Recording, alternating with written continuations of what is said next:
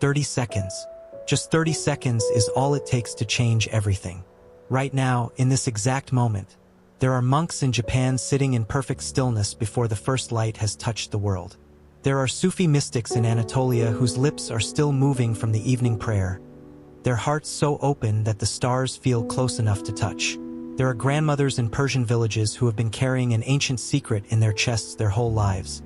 A secret so simple it will make you wonder why you ever worried about anything at all.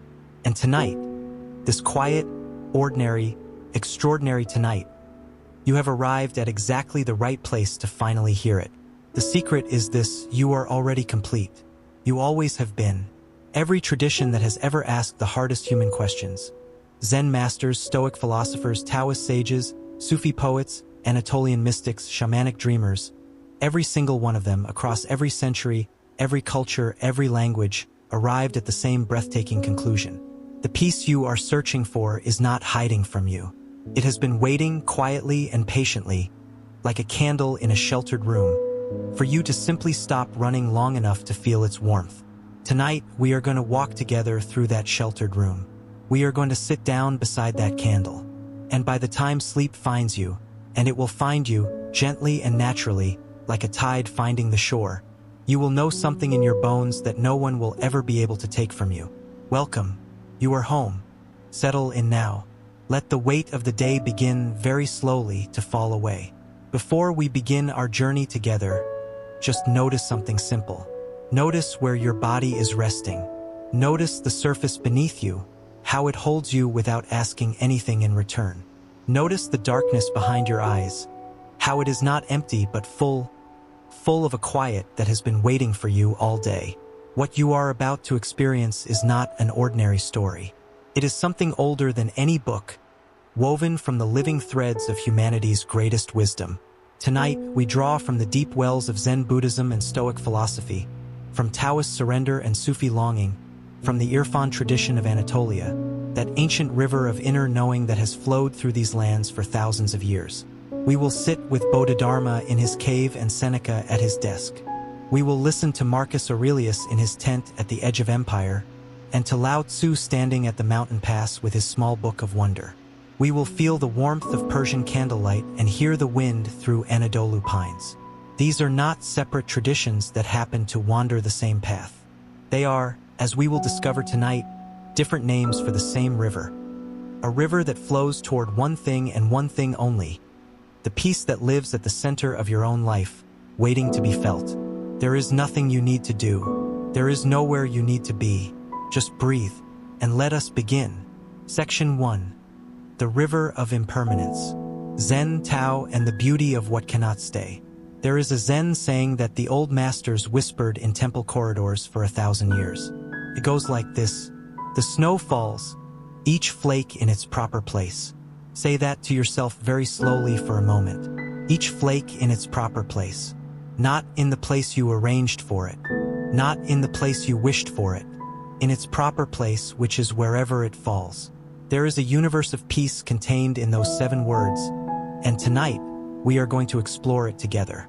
We begin here because impermanence is where all the great wisdom traditions begin. Not because they want to make us sad. Not because they want to remind us of what will be taken away. But because they understood something that our busy modern minds forget 100 times a day. That the changing nature of everything is not a flaw in the design of life. It is the design. It is the whole point. And when we finally stop fighting it, something extraordinary happens. Something so beautiful and so immediate that it feels less like a discovery and more like a remembering. The Taoist philosopher Lao Tzu, standing more than 2,500 years ago at the gate of the mountain pass he would never return from, left behind a small book of 81 short chapters. 81 songs, really. And one of the things he sang about again and again in different melodies but always the same note was the nature of water. He wrote that the highest good is like water. It benefits all things without striving, settles always in the low places that others avoid, and never fights against the shape of whatever contains it. Think about what water does when it encounters a rock in the river. It does not stop. It does not argue. It does not construct an elaborate strategy. It simply flows around it. And in 10,000 years, It is not the rock that remains unchanging. It is the water that has worn the rock into smooth curves that look almost like tenderness. This is the first teaching of impermanence. Not that we must endure the changing of things, but that we ourselves are water. We are already built for this. We flow, and flowing is not weakness. It is our deepest nature. In the Japanese Zen tradition, there is an aesthetic that captures this more beautifully than any philosophy lecture ever could. It is called wabi-sabi, and it is not easy to translate because it describes something that Western languages have no word for: the profound, aching, heart-opening beauty of things that are imperfect, incomplete, and impermanent. The cracked bowl repaired with gold. The garden path that is not quite straight. The autumn leaf at the exact moment before it releases from the branch. Wabi-sabi does not say that cracked things are despite their cracks beautiful. It says the cracks are the beauty. That incompleteness is not something to be fixed but something to be honored. The Japanese tea master San no Rikyu understood this so deeply that he would sometimes deliberately chip the rim of a perfect ceramic bowl. Because perfection without imperfection is merely decoration. True beauty, he understood, must carry the mark of time. Now listen to how this wisdom echoes through the Sufi tradition, a world away and 1,000 years later. In the mystical poetry that flowed from the Persian and Anatolian traditions, the great teachers spoke of the broken heart not as a wound to be healed but as an opening to be honored. They said that the heart, like a mirror, kalpa nasi, the mirror of the heart, can only reflect the light of truth when it has been polished by difficulty, by grief, by the rough hands of experience. A mirror that has never been touched reflects nothing of value. It is the friction, the rubbing, the very difficulty of being alive that polishes it to clarity. Marcus Aurelius, writing his private meditations in his campaign tent at the edge of the Roman Empire, a man who commanded armies but found his deepest refuge in philosophy, wrote something that sounds like it could have come from a Zen monastery. Loss is nothing else but change, and change is nature's delight. He did not write this to sound wise. He wrote it to himself in the middle of the night as a reminder, because even the most powerful man of his age needed to remind himself, again and again, that change is not the enemy of peace. Change is the condition of life, and to love life is to love change. Epictetus, the Stoic philosopher who began his life as a slave, literally without power over the most basic facts of his existence, developed a philosophy of impermanence that is breathtaking in its clarity. He said, "Seek not that the things which happen should happen as you wish, but wish the things which happen to be as they are, and you will have a tranquil flow of life." Notice that he did not say resign yourself to things. He did not say endure them. He said wish them to be as they are. Love them as they are. This is not passive submission. This is the most radical kind of freedom, the freedom that comes from being completely at home in the world as it is. And in the Sufi tradition of Anatolia, the wandering dervishes who carried wisdom from village to village understood this in a way that was almost musical. They would speak of the nefs, the breath, as the most perfect teacher of impermanence. Every breath you take arrives and departs. It does not stay, and if it stayed, it would no longer be breath. It would be death. The very thing that keeps you alive is a constant, rhythmic act of letting go. You have been practicing impermanence with every single breath since the moment you were born. Let us sit with a story. There was once a young dervish who came to an old Sufi teacher in the hills above a certain Anatolian city. The dervish was brilliant, restless, filled with questions. He had read every book. He had memorized every verse. And yet he could not find peace. "Master," he said, "I understand impermanence with my mind. I can explain it in 12 different ways, but I cannot feel it. How do I feel it?" The old teacher, who had spent 60 years in the service of this question, looked at the young man for a long time. Then he said simply, "Come back tomorrow at sunset." The next evening, the young dervish returned. The teacher was sitting outside his small house, watching the horizon. As the sun began to sink, its light turned the sky into a blaze of color. Amber, rose, deep violet, colors that existed nowhere else in nature with quite that intensity. "Watch," the teacher said. Nothing else. They watched together in silence. And as the sky changed, moment by moment, never the same color for more than a breath. Something happened to the young man. He stopped thinking about the sunset. He stopped analyzing it. He stopped trying to memorize it or capture it or understand it. He simply watched. And in that watching, something in his chest opened like a window that had been painted shut for years. When the last light faded, the teacher said, "You felt it." "I felt something," the young man said, "but it made me sad. All that beauty, gone so quickly. And yet," the teacher said, standing slowly, "you will dream of it tonight, and in 20 years, if you are still alive and someone mentions a sunset, you will feel that opening in your chest again. Will you not?" The young dervish understood. The beauty had not disappeared. It had entered him. It had become part of the architecture of his soul.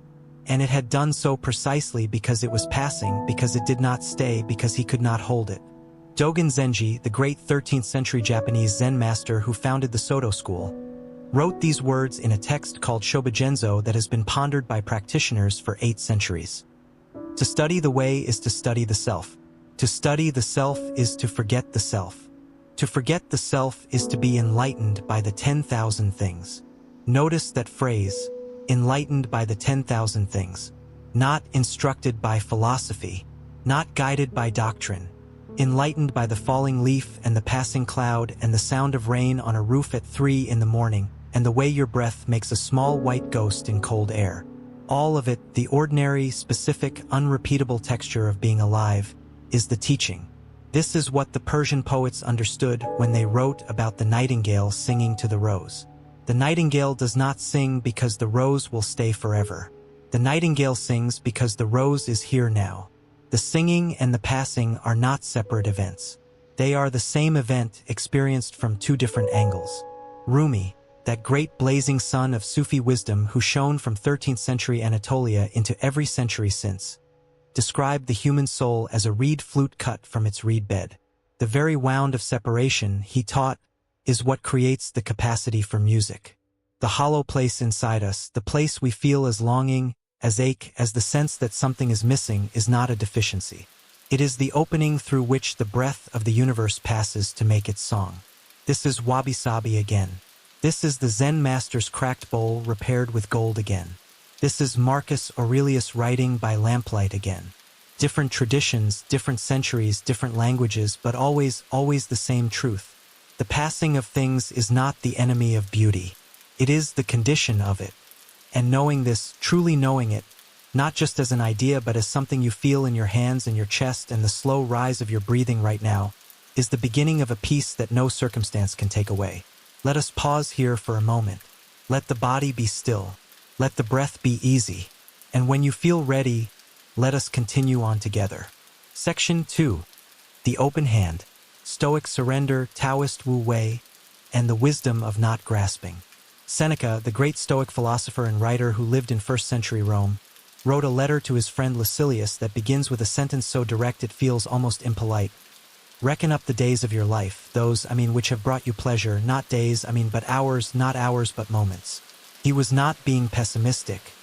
He was doing what all the great Stoic teachers did, using the reality of time to wake his friend up to the beauty of the present. Seneca spent much of his life writing about time. Not because he was afraid of death, but because he believed that most people were living as though they had an infinite supply of it, putting off the things that truly mattered, hoarding their real attention for some imaginary future moment when everything would be perfect. He wrote, "It is not that we have a short time to live, but that we waste much of it." There is a concept in Taoist philosophy called Wu Wei, often translated as non-action, but more accurately understood as action that does not force. It is the principle behind the way water moves, the way a great tree grows, the way the seasons turn. Wu Wei is not passivity. It is not giving up. It is the deep wisdom of knowing when to act and when to yield, and the even deeper wisdom of knowing that yielding is itself a profound form of action. The Taoist sage Zhuangzi told a story about a cook who carved an ox with such perfect mastery that his blade never dulled, because he found the natural pathways through the animal and followed them rather than forcing his way through. This is Wu Wei, not the elimination of effort, but the alignment of effort with the natural grain of things. Now, how does a Taoist cook and a Roman senator and a reed flute all point in the same direction? They all understand something about the hand. Think about what a hand does when it grasps something too tightly. The knuckles whiten, the tendons strain, the blood flow is cut off. And what you are gripping, if it is soft, if it is living, if it breathes, is crushed by the very act of your trying to keep it. Every wisdom tradition we know of has a version of this teaching about the open hand. In the Zen tradition, the monk Huangpa said, "The foolish reject what they see, not what they think. The wise reject what they think, not what they see." The grasping always happens first in the mind that decides things must be a certain way, that builds expectations like walls and then breaks itself against them when life, inevitably, does not comply. Epictetus taught a practice that is breathtaking in its simplicity. He called it the discipline of desire, learning to distinguish clearly between what is up to us and what is not up to us. What is up to us, he said, is remarkably small. Our own judgments, our own impulses, our own responses. Everything else, health, reputation, wealth, the opinions of others, whether the sun shines or the rain falls, none of this is truly in our domain. And the entire architecture of human suffering, he believed, rests on our constant mistaken belief that it is. But here is where Epictetus becomes not just a philosopher but something closer to a poet. He did not say that the things outside our control don't matter. He said they matter differently. They can be preferred or not preferred, approached or avoided, worked toward with energy and intelligence. But they cannot be required. They cannot be made the condition of our peace. Because the moment we require something for our peace, we have handed our peace to the world. And the world, as Epictetus knew better than anyone, is not always obliging. He had been a slave. He had known what it felt like to have no control over the physical facts of his life. And out of that experience he developed the most internally free philosophy ever articulated. No one can hurt you without your consent, he said. Your judgment is your own. It is the only thing that truly belongs to you. The Sufi tradition echoes this with a different kind of music. The great Persian mystic Hafez wrote poems filled with the imagery of intoxication, wine, the tavern, the beloved. But these were always metaphors for the soul's relationship with the divine, with presence, with the moment itself. When Hafez wrote about the wine of the beloved, he was writing about the experience of complete surrender. Not the surrender of defeat, but the surrender of a person who has finally stopped fighting the river and allowed themselves to be carried. This surrender has a specific quality that is different from giving up. Giving up is heavy and gray. This surrender is luminous. It is what happens when you have held your breath for so long that you finally exhale. Not because you decided to, but because the body's wisdom overrode the mind's grip. In the Islamic mystical tradition, this state is called tawakkul, complete trust and reliance on God, combined with doing everything within your power and then releasing the outcome. The great Sufi teachers were careful to distinguish this from passivity. Tawakkul is not sitting by and doing nothing. It is acting with full engagement and then, when you have done what you can, opening your hands. Not dropping what you held. Opening your hands and allowing what is held to remain or to go, as it will. The Anatolia folk wisdom tradition expresses this with a proverb that countless grandmothers have whispered to countless worried grandchildren. What is yours will come to you. What is not yours will leave even if it is in your hand. This is not fatalism. It is a deep, lived understanding of the difference between the effort that creates and the grip that destroys. Dogen wrote about this in a way that stops the mind cold. To be enlightened by all things is to remove the barrier between oneself and others. What is the barrier? It is precisely the grasping, the self that draws a circle around what it owns, what it controls, what it requires for its safety. When the grasping loosens, the circle opens. And suddenly the world is not a threat to be managed but a teacher to be listened to. Let us explore a story. There was a Zen master, an old woman, as many of the most important Zen teachers were, who lived near a river and was known for her extraordinary peace. Students traveled from distant provinces to ask her the secret of her equanimity. She never gave the same answer twice, but all her answers pointed in the same direction. One autumn, a young monk came to her in great distress. He had been meditating for years but had made what he considered terrible progress. He was still angry. He still grasped. He still found himself lying awake at night, rehearsing arguments and nursing grudges. "I cannot let go," he told her. "I know I should. I understand that grasping causes suffering. But I cannot stop." The old woman poured him tea. She filled the cup to the very brim, and then kept pouring. The monk watched the tea spill over the edge of the cup, run across the table, drip to the floor. He did not know what to say.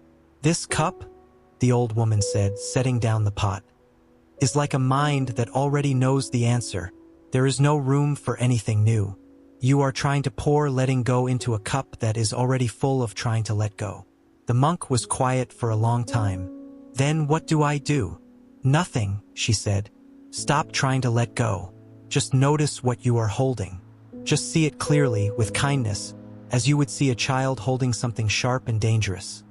Not with anger, not with frustration, but with a kind and careful attention. The moment you truly see what you are holding, you have already begun to release it. You just don't know it yet." Marcus Aurelius wrote in his Meditations, a book that was never meant to be published, written only for himself as a daily practice of remembering, "You have power over your mind, not outside events. Realize this, and you will find strength." But what strikes me about this passage is not the first sentence. It is the second. Realize this, not believe it, not decide it. Realize it, as in make it real in your body, in your experience, in the texture of how you move through a day. Because Marcus Aurelius did not have an easy life. He ruled an empire that was constantly at war. He lost children. He watched his best friend and co-emperor Lucius Verus die. He governed through plague. And he wrote his private philosophy not as a man who had mastered peace, but as a man who was practicing it, who had to remind himself every single day of the truth he knew but kept forgetting. This is the most important and most overlooked aspect of all wisdom traditions. They are not about arriving somewhere. They are about the practice of returning. Returning to presence, to the open hand, to the willingness to let what is not ours be released, and to love what is here with everything we have while it stays. Seneca wrote, near the end of his life, "Retire into yourself as much as you can. Associate with those who are likely to make you better. Welcome those who you yourself can improve. The process is mutual. For men learn while they teach. Retire into yourself, not withdrawal from the world. Return to the interior, to the place that the Sufi mystics called the kalb, the heart center, the mirror place, where the world is reflected truly and clearly. Not the anxious, grasping, planning mind at the surface, the deep, still place underneath it. And the Taoist tradition reminds us that this place is not something we build. It is something we discover when we stop building. The Tao Te Ching says, to the mind that is still, the whole universe surrenders. Not surrenders as in gives up. Surrenders as in becomes available. As in becomes legible, accessible, intimate. When the hand is open, everything can rest in it. When the hand is clenched, nothing can. Breathe that in for a moment. Let your hands, if they are resting anywhere, soften. Let the fingers uncurl just slightly. Just that small opening. And notice, is that not already a kind of peace? Let us rest here quietly, and then we will continue on together. Section 3. The Heart Mirror. Love, Presence, and the Sufi Path to the Threshold. There is an image in the Sufi mystical tradition that has been used for over 1,000 years by teachers trying to explain the nature of the human heart in its truest form. It is the image of a mirror, not a perfect, pristine mirror hanging in a gilded frame. A worked mirror, a mirror that has been in the hands of a craftsman, polished again and again, each stroke of the polishing cloth removing another layer of tarnish until slowly, gradually, after years of patient labor, the surface becomes capable of reflecting the full light of whatever stands before it. In this tradition, and this is the extraordinary, almost shocking part of the teaching, the polishing agent is not meditation or prayer or study, though all of these help. The primary polishing agent is love. And the love that polishes most deeply is not the comfortable love of easy times. It is the love that asks everything of you. The love that requires your presence when presence is the hardest thing to give. The Sufi poet Hafez wrote, "Even after all this time, the sun never says to the earth, 'You owe me.' Look what happens with a love like that. It lights the whole sky. This is the love the traditions are pointing toward tonight. Not the contractual love that keeps score. Not the conditional love that arrives only in good weather. The love that gives because giving is its nature, the way warmth is the nature of fire, the way light is the nature of the sun. But how do we arrive at that kind of love? How does a person, a tired, worried, imperfect, sometimes frightened person lying in a quiet room at the end of a long day, how does such a person find their way to love like sunlight? The traditions do not ask you to manufacture this love. They ask you to remove what is covering it. There is a story from the Anatolian mystical tradition about a young woman who was known throughout her village for her extraordinary light. People said that when she entered a room, something changed in the quality of the air. The room became warmer, and strangers who had been sitting in silence suddenly found themselves speaking to each other. An elderly teacher visited the village and asked to meet her. When they sat together, the teacher asked, "How do you do this? How do you bring this warmth?" The young woman was surprised. "I don't do anything," she said. "I only try to see people." "See them how?" the teacher asked. She was quiet for a moment, searching for words. Then she said, "I try to see them the way a candle sees a room. The candle doesn't decide which corners to illuminate. It just burns, and the light goes everywhere."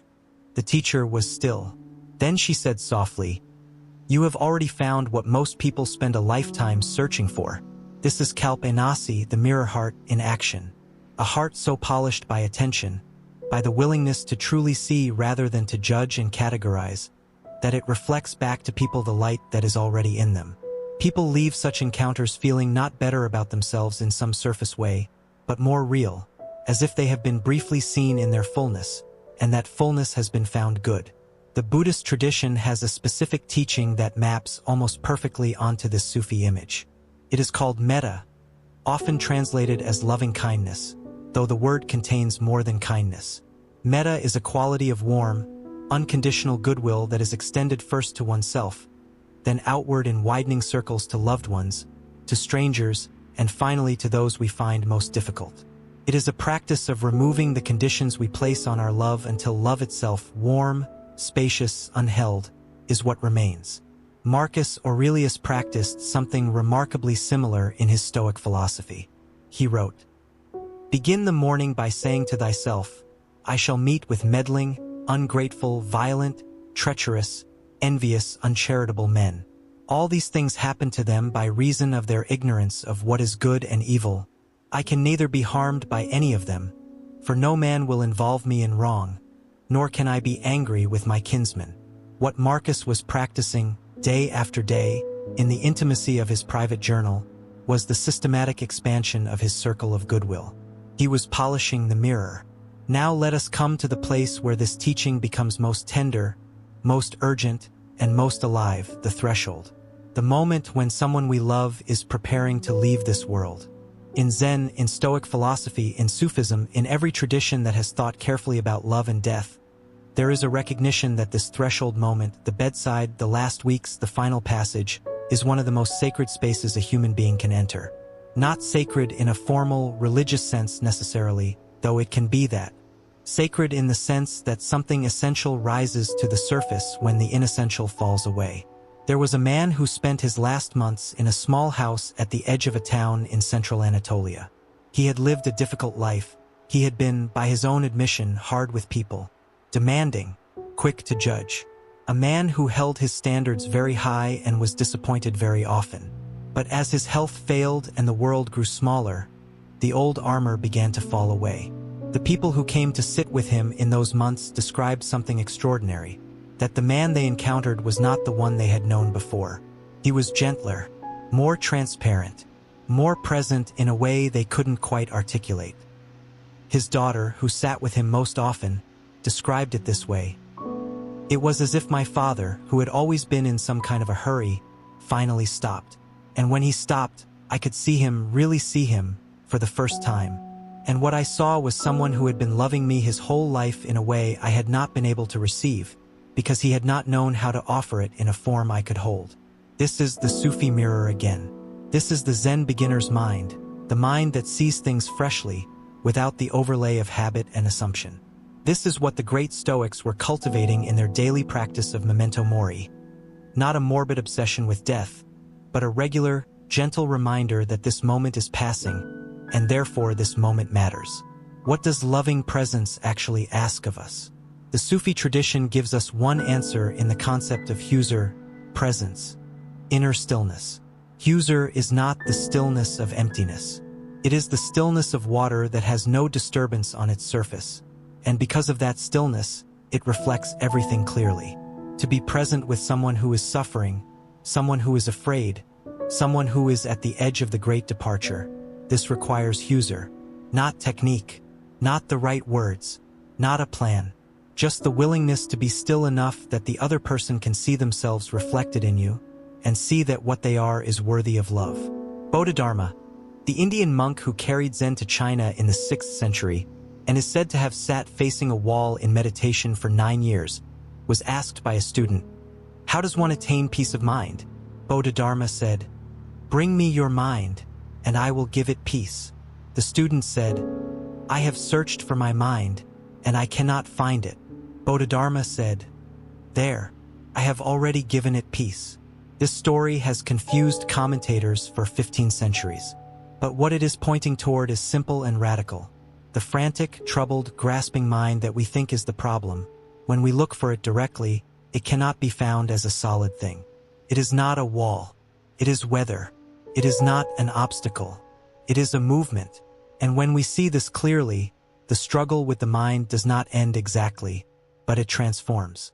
We are no longer fighting something solid. We are simply watching something flow. And this is the quality of loving presence at its deepest.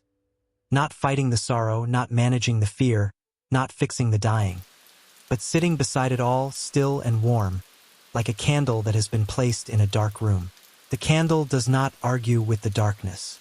It simply burns. And the darkness, in the candle's presence, becomes beautiful. Let us rest here in this warmth for a moment. Feel the soft weight of your own breathing, and then let us continue. Section 4. The Desert of Grief. Walking through loss with the wisdom of every tradition. Grief is one of the oldest roads in the world.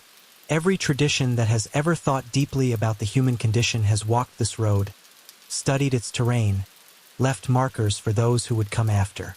And what is remarkable, what is almost miraculous, is that the markers they left, from cultures separated by oceans and centuries, point in the same direction.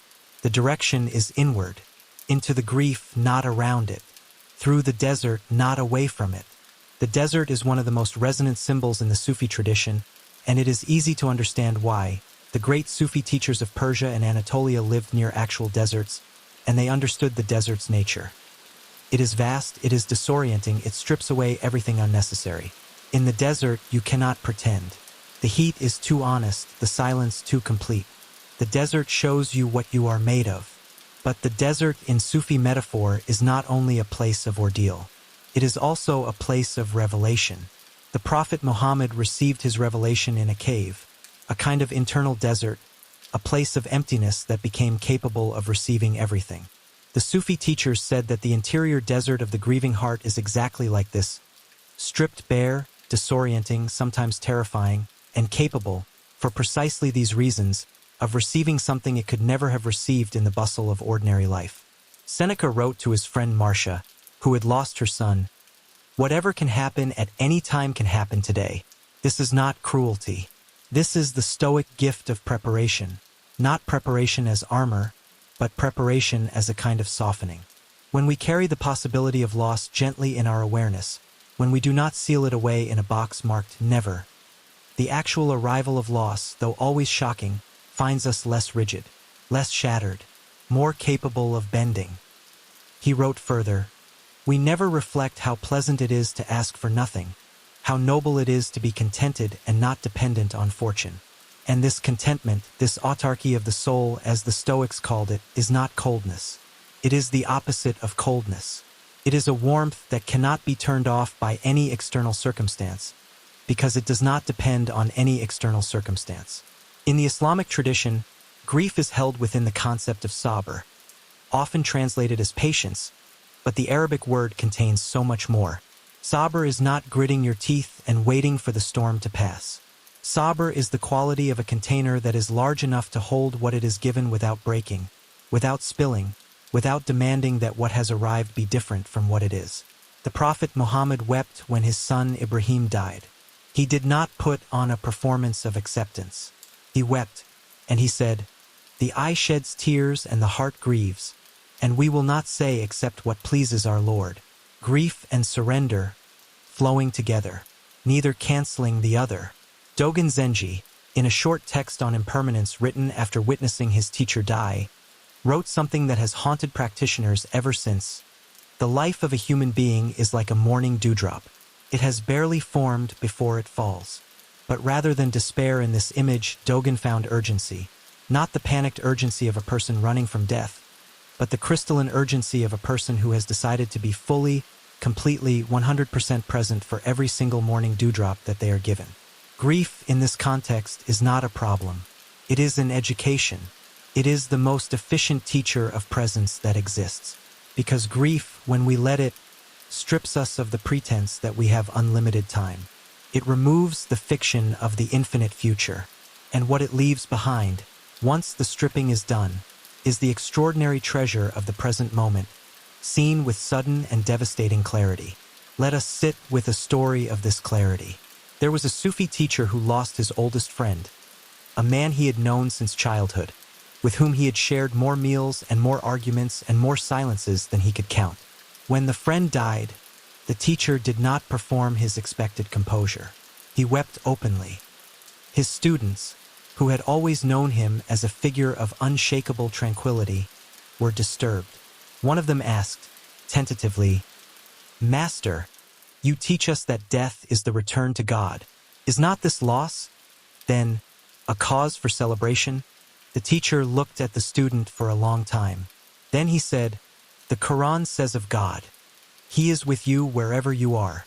My friend carried that presence in his particular way, with his particular laughter and his particular wisdom and his particular smell of cardamom tea. That particular form of the presence is gone. Of course I weep. Weeping is how the heart says, 'This was real. This mattered. This was not nothing.'" He paused.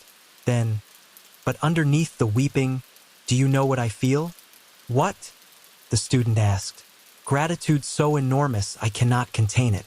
Gratitude that the presence was here at all. Gratitude that I was alive at the same time as him, and that our lives touched. Gratitude is simply grief turned to face the sun. This is the turning that the traditions speak of. Not a forced transformation, not a manufactured optimism. A natural turning, the way a flower turns toward light not because it decides to but because it is built to. Grief, when it is given room to move through rather than being blocked and dammed, turns naturally toward gratitude.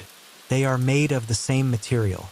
Aristotle, the great systematic philosopher who catalogued the world with extraordinary precision, wrote about friendship in a way that illuminates why loss hurts so deeply. He said that the truest friends are those who love each other not for utility, not for pleasure, but for virtue, for the goodness they see in each other, which calls out and strengthens their own goodness.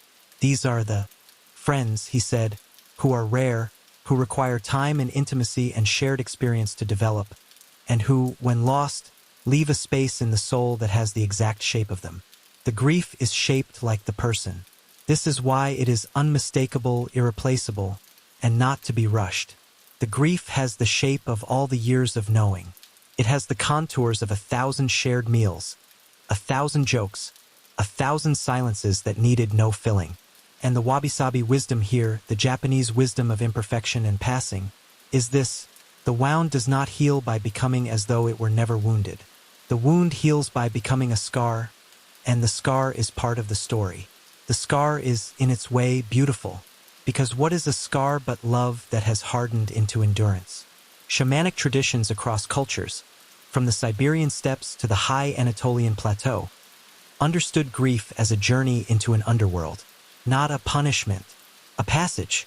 The shaman who descended into the underworld was seeking something lost, something scattered, something that needed to be brought back to the surface world.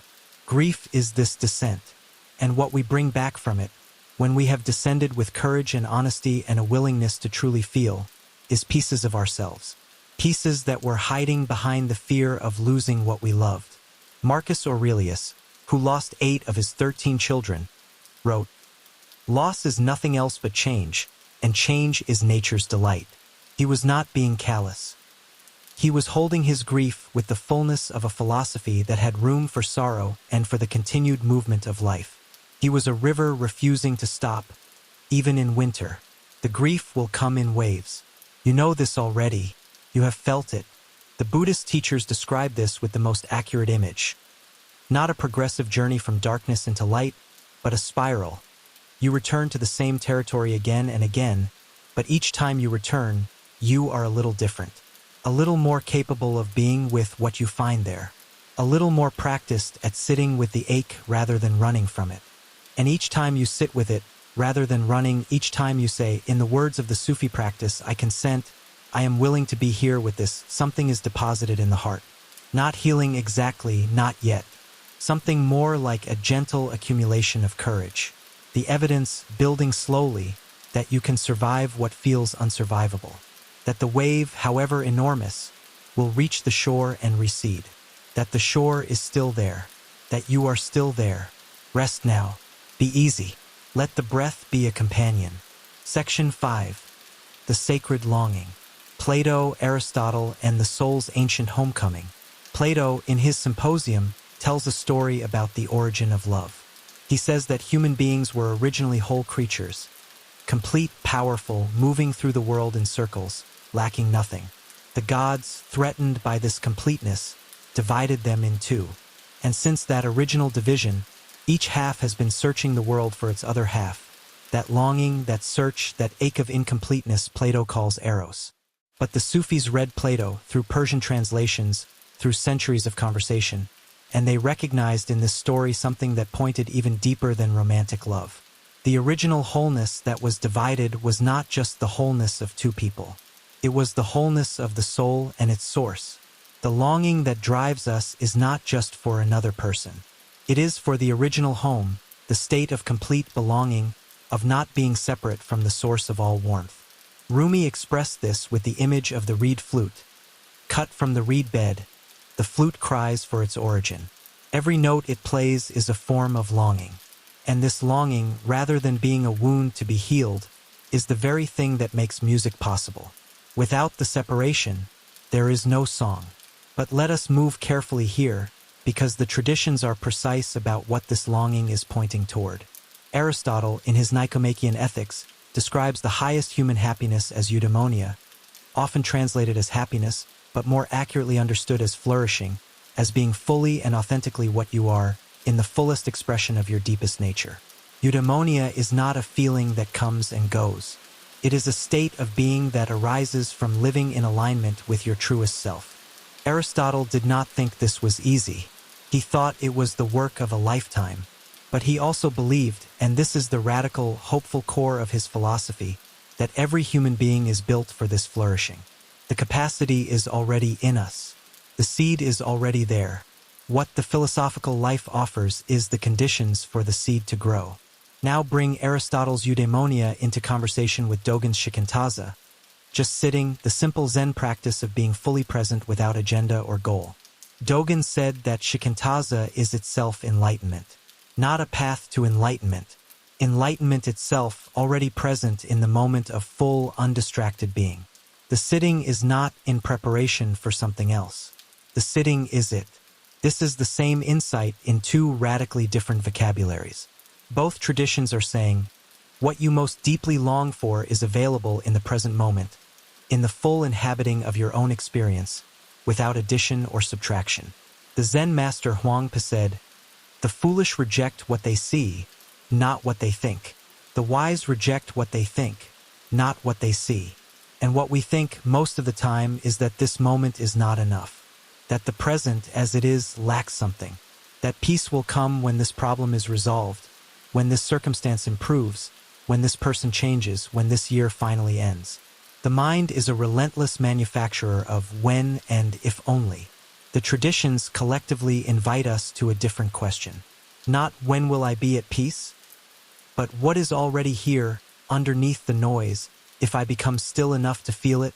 Let us explore the shamanic dimension of this longing, because the oldest spiritual traditions on earth, older than Buddhism, older than Stoicism, older than written philosophy, understood the soul's homecoming in a way that was utterly embodied, rooted in the natural world. In the ancient shamanic traditions of the Anatolian plateau, the shaman was someone who could travel between worlds, between the world of ordinary experience and the world of deeper reality. But the journey between worlds did not require a physical vehicle. It required a quality of awareness, what the shamans called seeing with the second eyes. The first eyes see the surface. The second eyes see the pattern beneath the surface. The fire that appears to be just flames. The sky that appears to be just weather. The river that appears to be just water. When you see with the second eyes, the world becomes luminous. Not magical in a childish sense, not fairies and spells, but alive in a way that ordinary perception misses. The fire is not just combustion.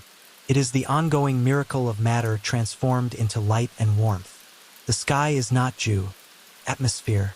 It is the infinite, the very image of what the traditions call the ground of being, always present, always vast, unmarked by anything that passes through it. The Tao Te Ching begins. The Tao that can be told is not the eternal Tao. This is not a statement of mystical obscurantism. It is a precise observation about the nature of the longing. What we most deeply seek cannot be captured in words, because words divide what is whole. They separate subject from object, self from world, this moment from the eternal. And what we long for is precisely the experience of wholeness, of non-separation, of being, as the Sufis put it, one face with the presence that underlies everything. Socrates, walking the streets of Athens, asking his relentless questions, was practicing something very close to this. His famous declaration, "I know that I know nothing," is not a confession of ignorance. It is a description of a particular state of openness, the state of a mind that has put down its certainties and become available to what is actually present. The Socratic method is ultimately not about argument. It is about stripping away the coverings from what is already known in the soul. Plato, in the Meno, has Socrates suggest that all learning is really recollection, that the soul already knows at its deepest level everything it needs to know, and that education is the process of remembering what was forgotten. This is the same structure as the Buddhist teaching on Buddha nature, the idea that the awakened mind is not something to be achieved but something to be uncovered. And the same structure as the Sufi teaching that the divine light is already shining within the heart and the work of the mystical path is simply the removal of what obscures it. Every tradition, again, pointing to the same truth: you are already home. You simply have not stopped long enough to notice. There is a story told by a wandering Anatolia, one of the itinerant spiritual teachers of the Alavi tradition, about a man who traveled the world for 30 years in search of a great sage who could teach him the secret of peace. He crossed mountains and deserts, sat at the feet of learned scholars, lived in monasteries and wilderness. He became a man of extraordinary knowledge and experience. When he was very old, he returned to the village where he had been born. He sat down under the same tree he had climbed as a child. The sun was warm. A bee was moving through some late flowers. And sitting under that tree, in the village of his childhood, he felt, for the first time in 30 years, the peace he had been seeking. He laughed. He laughed for a long time. A child passing by stopped and looked at him curiously. "What is funny?" the child asked. "I am," said the old man. "I left everything to find something that never left." This is the sacred longing arriving at its destination. And the destination, as every tradition insists with remarkable consistency, is not a place you get to. It is a quality of attention, a quality of presence, that you cultivate here, in this moment, under whatever tree you happen to be sitting under. Breathe. Feel the tree beneath you. Feel the warmth of it. You are already here. Let us continue together. Section 6. The Monkey Mind and the Still Lake. Practices of awareness across the world's traditions. Somewhere in your mind right now, underneath this listening, underneath the drowsiness and the warmth and the gradual loosening of the day, there is a voice, maybe several voices. They are doing what they always do. Cataloging, evaluating, planning, rehearsing, worrying, remembering, projecting. They are the monkey mind that Zen teachers have been naming, with affectionate exasperation, for 1,000 years. Swinging from branch to branch, never resting, always reaching for the next thing. You know this voice. Everyone does. It is not your enemy. It is not broken. It is a mind doing exactly what minds evolve to do. Scan the environment for threats, plan responses, maintain the narrative of a self moving through time. This is extraordinarily useful for survival. It is considerably less useful for peace. The Buddha described the untrained mind as being like a drunk elephant, powerful, unpredictable, capable of enormous destruction, and fundamentally unaware of the damage it is causing. But the crucial point of this metaphor, the point that is sometimes missed, is that the elephant is drunk, not evil. Remove the intoxication of unconscious reactivity, and what you have is not an empty space where an elephant was. You have an elephant, a magnificent, capable creature, now able to move with grace. Epictetus described the practice of awareness with surgical precision. He called it prosok, attention, watchfulness, the vigilant observation of one's own inner life. Not the judgmental surveillance of a guard watching for infractions, but the attentive, affectionate watching of a gardener who knows exactly what conditions each plant needs to flourish. Prosok asks us to notice, at the very moment it arises, the movement of impression and reaction in the mind. Something happens, a word, a sound, a sensation, and before we have had time to think about it, the mind has already made a judgment and begun to construct a response. Epictetus taught his students to insert a pause between the impression and the response. Not a long pause, sometimes only a breath, but enough to ask, is this thing in my control or not? Is this response serving my deepest nature or departing from it? The Buddhist tradition offers a very similar practice under the name sati, mindfulness, but in its original Pali sense closer to remembering to be present, remembering to see clearly, remembering that what arises in the mind is a process, not a fact, a movement, not a monument. And here is where the traditions converge on something specific and practically extraordinary. Both the Stoics and the Buddhists observed that when we look directly at a mental state, when we turn the light of attention on an emotion or a thought, it changes. It becomes less solid, less inevitable. The fear that seems to fill the whole room when you are inside it becomes, when you observe it from a slight distance, simply fear arising, a recognizable pattern with a beginning, a middle, and an end.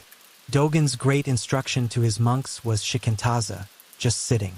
Not sitting in order to achieve something. Not sitting while keeping track of your progress. Just sitting. Being completely 100% present for the sitting itself without a destination. Shikantaza is one of the most radical teachings in the history of human spiritual practice because it dismantles, in a single instruction, the entire project of improvement. You are not trying to get better at sitting. You are not trying to reach enlightenment through sitting. You are just sitting, and that's all, and that is everything. In the Taoist tradition, the equivalent practice is described in the Zhuangzi with the image of a cook who has so completely mastered his craft that he works in a kind of moving meditation. His blade never dulling, his movements perfectly fluid, his mind attending to the natural structure of what is in front of him rather than imposing a predetermined plan. The work is the meditation. The cooking is the sitting. The doing, when it is done with complete presence, is indistinguishable from being. Lao Tzu describes the sage as someone who accomplishes everything through non-action, Wu Wei. And in the context of working with the mind, Wu Wei means something very specific. We do not fight the thoughts. We do not try to still the monkey mind by force. Force creates opposition. The mind pushed against comes back harder. Instead, we create the conditions in which the mind naturally settles, the conditions of warmth, of safety, of patient, non-judgmental attention. It is like the image from the Buddhist tradition of the glass of muddy water. You do not stick your hand in and try to separate the mud from the water. You simply set the glass down. You stop stirring. And the mud settles on its own, in its own time, revealing the clarity that was always there. Let us rest with a story. An Anatolian Sufi teacher was once asked by a student, "How do I quiet my mind? It never stops." The teacher picked up a bowl of water and handed it to the student. "Hold this," he said. The student held the bowl. The water was still. "Now walk quickly across the room," the teacher said. The student walked. The water sloshed and spilled. "Now sit down," the teacher said. The student sat. The water gradually settled. "Now," said the teacher. "The question is not how to quiet your mind. Your mind quiets on its own when you stop running. The question is, what keeps you running? This is the practice. Not the stopping of thoughts, but the discovery of what is driving the running. And what is always driving the running in every tradition is the same thing. The belief that this moment as it is not safe enough, not good enough, not complete enough. The belief that we must be somewhere other than here. Marcus Aurelius addressed this with his characteristic bluntness. Confine yourself to the present, not because the past and future don't matter, but because the present is the only place where life actually lives. The past is memory. The future is imagination. Only here, only now, is there the warmth of actual experience. The Persian poets understood that the mind's tendency to wander is not a flaw but a habit, and habits can be reoriented through what they called dhikr, remembrance, the constant gentle return to what is real, what matters, what is here. Every tradition has its version of dhikr. The Christian practice of the Jesus prayer, the Jewish practice of Shema, the Zen practice of returning to the breath, the Stoic practice of Persok. They all do the same thing. Create a touchstone, a home base, a place the wandering mind can always return to without shame or failure. And the return itself, the moment of noticing that you have wandered and gently coming back, is not a failure. Every tradition agrees on this. The moment of noticing is the moment of waking up. It is not a step backward. It is the practice itself. Dogen would say, the noticing and the returning is shikantaza. The Stoics would say, the noticing is persok. The Sufi would say, the noticing is dhikr. You are not failing when your mind wanders. You are practicing every time you notice. Breathe. Return. Be here. Section 7. The fire that refines. Transformation through difficulty. What every tradition knows about the gift within the wound. There is a story from the Persian tradition about a goldsmith who worked in the bazaar of a great ancient city. People brought him raw ore and he would build a great fire, place the ore within it and wait. The fire did not destroy the gold. It separated it from everything that was not gold. What came out of the fire was not less than what went in. It was more pure, more itself, more capable of reflecting light. The great teachers of every tradition have used this image again and again, because it captures something essential about what difficulty does to a human soul when that difficulty is met with presence rather than resistance.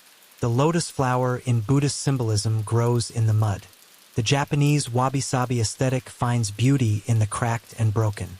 The Sufi mystics speak of kashf, unveiling, as something that happens through tribulation, when the layers of the self that are not real are dissolved by the heat of experience. The Stoics speak of adversity as a teacher, Seneca's famous line, "Fire tests gold, suffering tests brave men." And the Anatolia Irfan tradition speaks of the talip, the spiritual seeker, as someone who has been burned and remains standing, and whose standing carries a different quality than before. What all of these traditions are describing is not the glorification of suffering. None of them say, seek difficulty, cultivate pain, choose hardship. What they say is, when difficulty arrives, and it will arrive because that is the nature of being alive, something becomes possible in the difficulty that is not possible anywhere else. Bodhidharma sat facing a wall for 9 years. The wall offered no distraction, no stimulation, no encouragement, no feedback of any kind. The wall simply was. And in the presence of that absolute, unrelenting, uncomforting isness, something in Bodhidharma's practice was stripped to its essential nature. What he brought out of those 9 years was not a technique or a philosophy. It was a quality of being, a directness, a simplicity, a refusal of pretense, that became the seed of an entire lineage. Epictetus, as we have noted, was a slave. The fire through which his philosophy was tested was not metaphorical. It was the fire of being owned, of being powerless, of having no recourse when the arbitrary will of another person decided his fate. And what emerged from that fire was a philosophy of interior freedom so complete that it has never been surpassed. He discovered, in conditions of absolute outer limitation, a form of freedom that no outer condition could limit. This is not coincidence. This is the pattern that the traditions are all pointing to. The exterior limitation creates the conditions in which the interior discovers its true nature. The fire does not create the gold. The gold was already there. The fire simply removes what was obscuring it. Marcus Aurelius, writing in his tent at the edge of battle, formulated this as a philosophical principle. The impediment to action advances action. What stands in the way becomes the way. This has become perhaps the most quoted phrase of Stoic philosophy, and for good reason. It is not an instruction to pretend that obstacles don't hurt. It is an instruction to recognize that obstacles, when met with the right quality of attention, become the precise instrument of our development. Dogen said, "If you cannot find the truth right where you are, where else do you expect to find it?" This is the fire teaching again.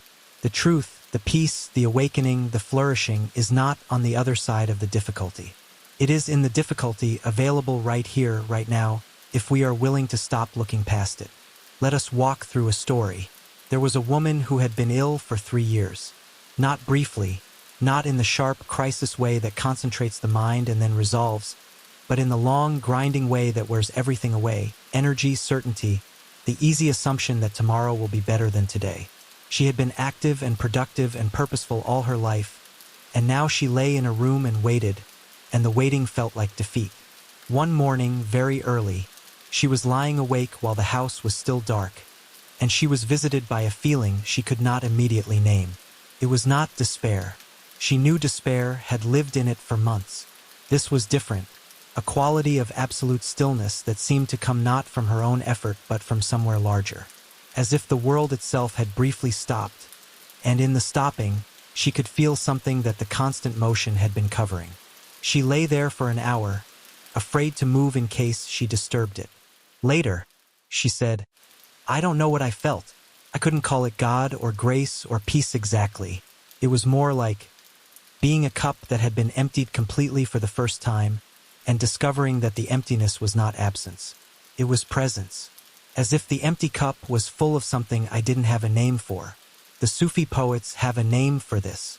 They call it fana, dissolution, the emptying of the self-constructed self that leaves room for something larger to enter. But fana is not death. It is the prerequisite for baka, abiding, the return to the world after the dissolution, but now carrying something that was not there before. The gold, freed from the ore. The Japanese aesthetic of wabi-sabi honors exactly this in the material world.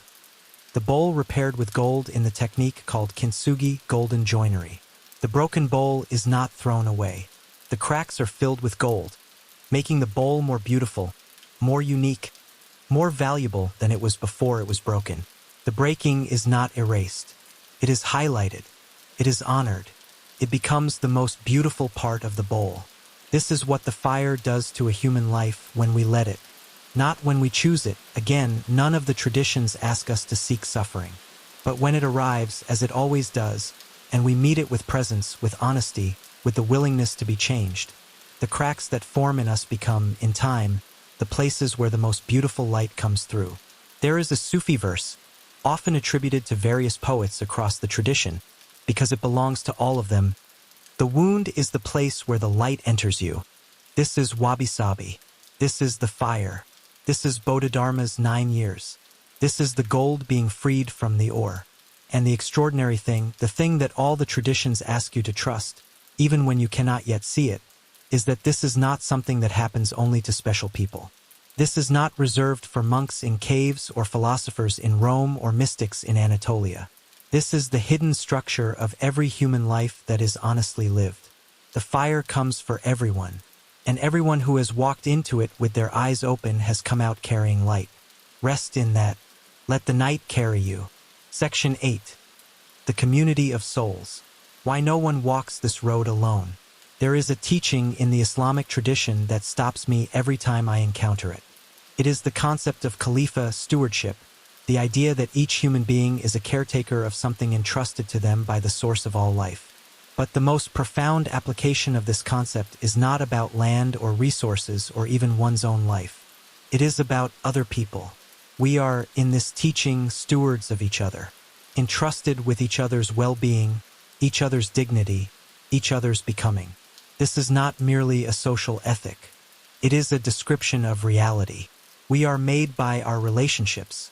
The Zen teacher Thich Nhat Hanh, working in the 20th century in a tradition that stretches back to the Buddha, coined the term interbeing to describe what the great traditions have always known, that there is no self that exists independently of everything else. The cloud is in the rain, is in the river, is in the cup of tea you drank this morning. And you are in the people who shaped you, who loved you, who hurt you, who surprised you. You cannot draw a clear line between where you end and where the people who have touched your life begin. Marcus Aurelius wrote, "We are made for cooperation, like feet, like hands, like eyelids, like the rows of the upper and lower teeth. To act against one another, then, is contrary to nature." For Marcus, this was not a sentimental observation. It was a logical consequence of his Stoic cosmology, which held that all rational beings share in a universal reason, the logos that connects them. To turn against another person is to turn against yourself. To help another is, in a precise and real sense, to help yourself. The Sufi tradition understood community not as a support structure but as a spiritual necessity. The Tekka, the Sufi lodge where practitioners gathered, was not simply a place to perform rituals. It was a place where the work of polishing the heart mirror was done through relationship. Because you cannot see your own face in a mirror. You need another's eyes to show you what you look like. And the community of souls, in this tradition, is the living mirror in which each member sees themselves reflected and is called toward their best possibility. Bodhidharma, sitting alone in his cave for 9 years, was not the end of the story of Zen. He was the seed of a lineage, a transmission that passed from teacher to student, mind to mind, heart to heart, through generations. The Japanese term for this is Dharma transmission, the passing of the living flame from candle to candle. And the crucial point is that the original candle is not diminished by the transmission. It does not burn less brightly because it has lit others. This is the image from the closing of our original journey. Thousands of candles lit from a single candle, and the life of that candle not shortened by a single breath. But community is not only about the great lineages of spiritual transmission. It is also about the utterly ordinary, utterly essential, utterly irreplaceable acts of showing up for each other in the small and large moments of need. Let us sit with a story. There was a very old woman in a small town who was known for one thing above all others. Not her wisdom, though she had it. Not her cooking, though it was extraordinary. She was known for showing up. When someone in the town was in difficulty, illness, grief, confusion, fear, she simply appeared. She did not call ahead. She did not ask what was needed. She appeared. She set something warm on the table. She sat down and she stayed. She did not say much. Sometimes she said nothing at all. She brought her needlework or her knitting and she sat nearby, in the same air as the person who was suffering, and she breathed with them. When people asked her why she did this, what she thought she was accomplishing, she looked genuinely puzzled by the question. "I'm not accomplishing anything," she would say. "I'm just being there. Nobody should have to be alone with something big. Nobody should have to be alone with something big." This is the whole teaching of the Sangha, the whole teaching of the Islamic Ummah, the community, the whole teaching of Aristotle's Philia, the deep friendship of those who see and support each other's best nature. It is not a sophisticated teaching. It does not require a philosophical vocabulary. It requires only the willingness to show up, to stay, to breathe alongside. The Stoic philosopher Seneca wrote in a letter, "Share with a friend whatever progress you make. This is the community as mirror, the friend who can see what you cannot, who can remind you of what you have learned when you have forgotten, who can hold the memory of your best self when you have temporarily lost sight of it." In the Anatolia tradition, the table is sacred. The meal shared is not merely nutrition, it is a sacrament. The door of the ev, the home, is never entirely closed to those in need. The coffee offered to a guest, the bread broken together, these are not customs. They are the embodiment of a philosophy of connection that says, your need and my abundance are not separate facts. They are one situation calling for one response. And in the shamanistic traditions of the Eurasian steppes, traditions that flow through the cultural DNA of Anatolian culture like an underground river, the community extended beyond the living. The ancestors were present at the fire. The fire itself was a gathering place for those who had passed and those still walking. The shaman's role in community was to maintain the connection between worlds, to ensure that no one, living or dead, was truly alone. This is, at its core, what the great Sufi poet Yunus Emre, who walked the roads of Anatolia in the 13th and 14th centuries, singing his poems to anyone who would listen, understood as the highest human calling. He wrote, "I love the creation for the sake of the Creator, not a cold theological principle. A warm, lived reality in which the face of every person you encounter is a particular and unrepeatable form of the divine, asking to be seen, to be loved, to be accompanied on the road. You are not alone tonight. The traditions we have walked through together were created and carried by millions of human hands across thousands of years. Every word spoken tonight has been touched by all of them. And every person listening to these words is accompanied, in some sense, by all the people who have sat quietly in the dark in every age, feeling what you feel now, the weight of the day lifting, the warmth of the night gathering, the slow, sweet descent toward rest. You belong to an enormous family. Let that hold you." Section 9. The Three Lamps. Presence, love, and awareness, the convergence of all traditions. We are nearing the end of our journey together. The night has grown deep, and your breathing, I imagine, has grown slower, heavier with the approach of sleep. Let us walk these final miles together gently, allowing everything we have gathered tonight to settle into its rightful place. In the Sufi tradition, there is an image of the heart as a lamp. Not an electric light, a lamp with oil and a wick, requiring attention to stay lit, capable of going out if neglected, warming a small circle of space around it with its particular, intimate glow. The mystic spoke of three qualities of light that the heart lamp must carry: Nur al-Aql, the light of reason; the clarity that discerns; Nur al-Qalb, the light of the heart, the warmth that loves; and Nur al-Ruh, the light of the spirit, the awareness that simply is, beyond all form and content. Three lights, three lamps, or, in the language we have been using tonight, presence, love, and awareness. Presence.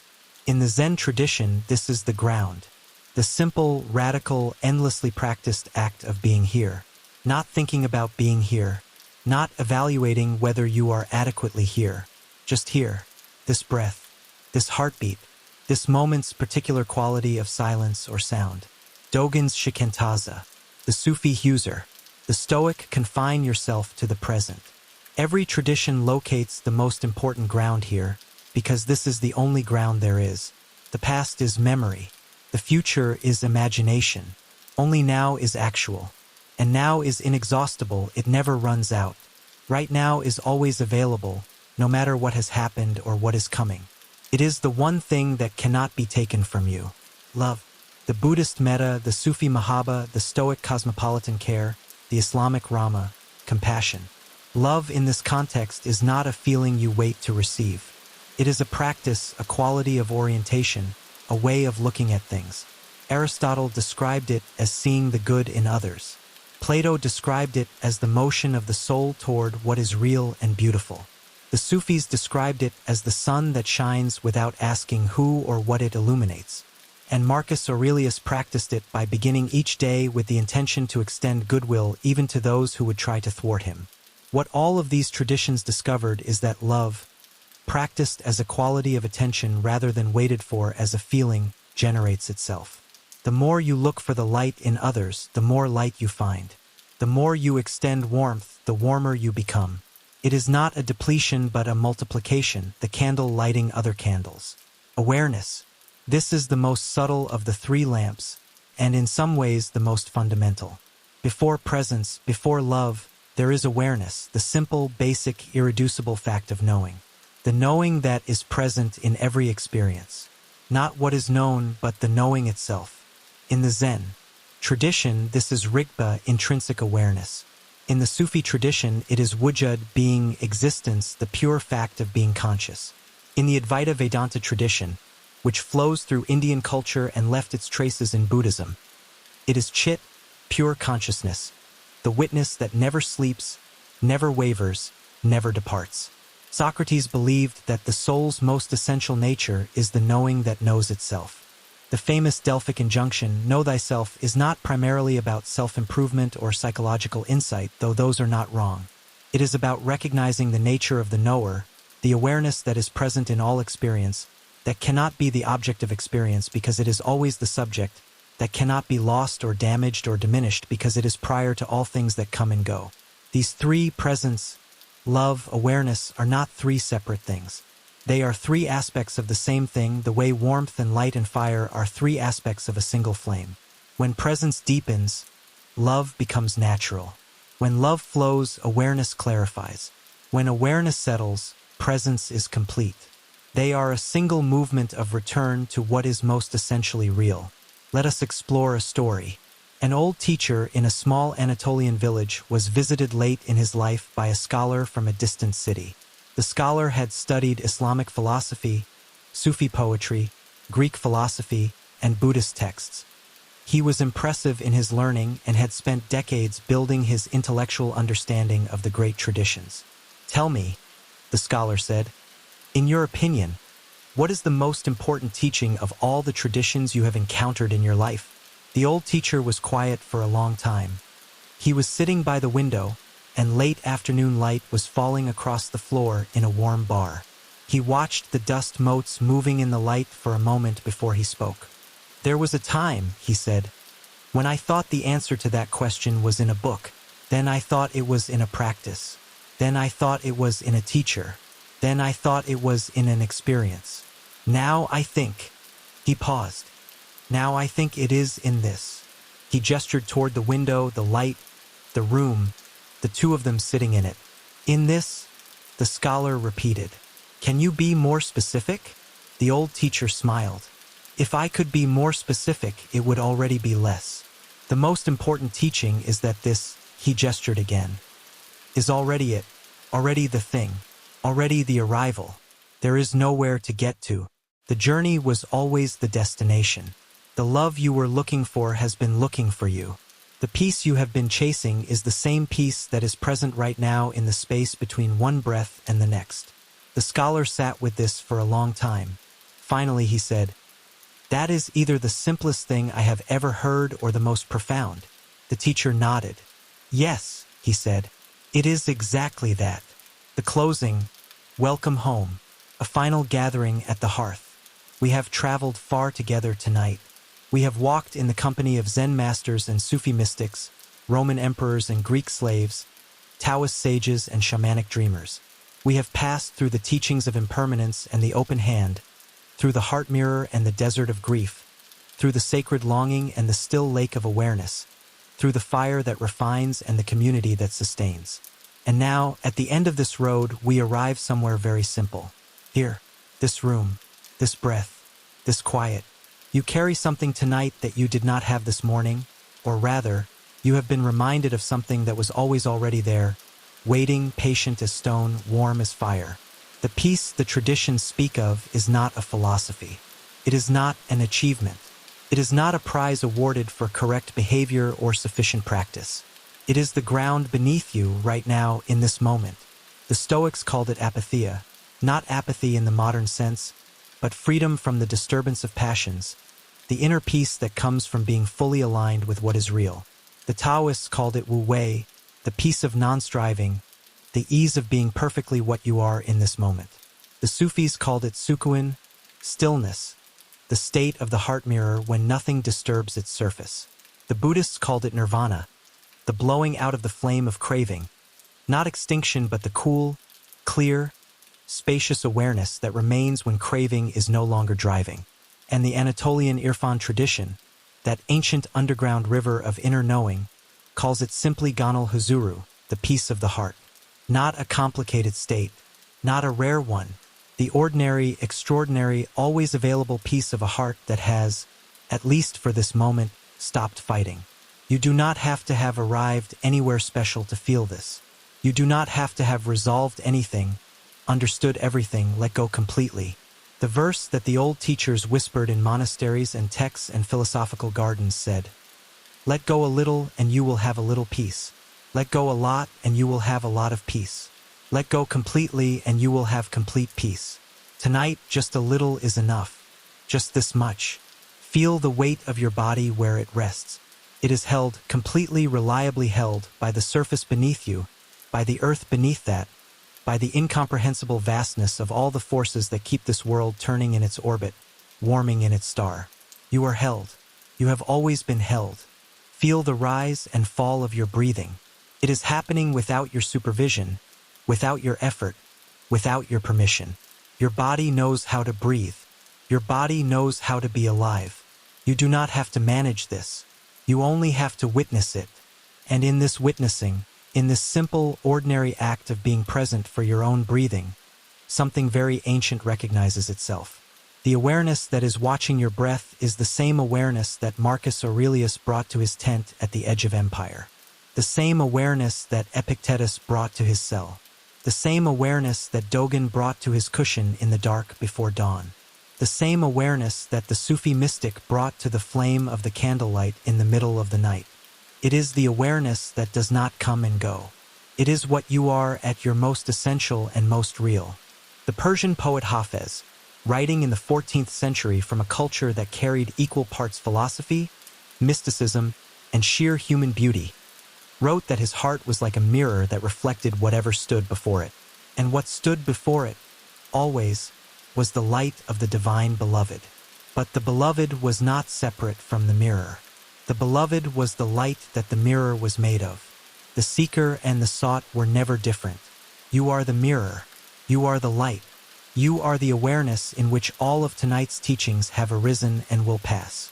Let the night hold you now. In the shamanic tradition, the night is not empty. The night is the great womb of the world, the dark that is not absence but fullness, the silence that is not nothing but everything not yet spoken. The stars that are shining above wherever you are tonight have been shining for billions of years. The light reaching you right now left its source before the earth existed. You are bathed in ancient light. You are held in ancient dark. And you are not alone in it. Somewhere right now, a monk is sitting in his monastery before the first light, breathing exactly as you are breathing. Somewhere, a grandmother in a Persian village is lying in the dark, her heart full of the same things your heart is full of: love, gratitude, a little worry, a little wonder, and underneath it all, the quiet, unnameable sense that despite everything, despite the losses and the changes and the passing of all things, something is fundamentally all right. The Buddha said, in the end, only three things matter: how much you loved, how gently you lived, and how gracefully you let go of things not meant for you. You have loved, perhaps imperfectly, certainly incompletely, but you have loved. You have tried to live gently, not always succeeded, but tried. And tonight, right now, in this final settling towards sleep, you are practicing the letting go. Letting go of the day, letting go of the worry, letting go of the self that manages and plans and controls, just for these hours, just for this night. Lao Tzu's last image, as he rode his ox over the mountain pass into whatever came next, is of someone who was not holding on, not grasping the reins too tightly, riding with loose hands, trusting the animal, trusting the road, trusting the direction that was already built into the nature of things.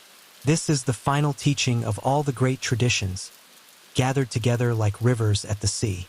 Not that life is easy, not that loss doesn't hurt, not that the mind never wanders or the heart never aches, but that underneath all of it, beneath the 10,000 joys and the 10,000 sorrows, beneath the grasping and the releasing and the changing and the returning, there is something that has never left you and will never leave you.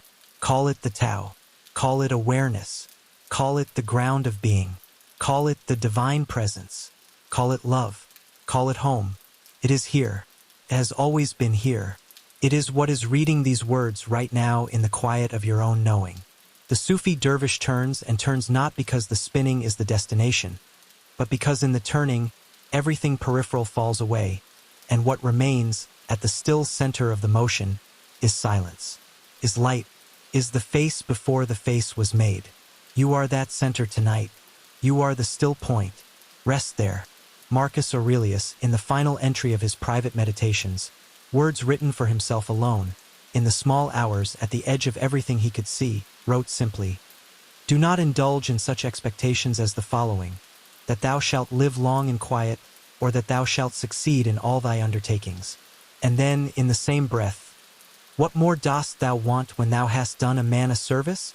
Art thou not content that thou hast done something conformable to thy nature, conformable to your nature, in alignment with what is most essentially you, the awareness, the warmth, the capacity for love and for wonder and for the quiet, unstriving peace of being exactly what and where and who you are. You are already that. You have always been that. Sleep is coming now. Let it come the way the tide comes. Not forcing, not hurrying, not required to arrive on a schedule. Just moving naturally and inevitably toward the shore. Somewhere in the mountains above an ancient city, a candle is burning. It has been burning for a very long time. The hands that lit it are gone, but the light remains. Passed from candle to candle, generation to generation, across every tradition we have visited tonight. And tonight, through these words, a small thread of that light has reached you, has perhaps touched something in you that was always there, waiting to be touched. You are part of the lineage now, not by study or achievement, just by listening, just by being willing to be still and to receive. The snow falls, each flake in its proper place. The reed cries for its reed bed, and in the crying, music. The heart beats, and in the beating, love. The awareness watches, and in the watching, peace. Sleep well, dear traveler. The road has been long, and you have walked it with grace. The night is deep and warm and full of ancient light. The world will continue its turning, as it has always turned, without your supervision. You can rest now. You are home. Thank you for journeying with us tonight through the great wisdom traditions of our world. From the Zen temples of Japan to the Sufi lodges of Anatolia, from the marble of Athens to the tent of a Roman emperor at the edge of empire. Every teaching shared tonight has been offered with love and care, drawn from the extraordinary wealth of human wisdom that belongs to all of us. May your sleep be deep, your dreams be kind, and your waking carry something of the peace you found here tonight.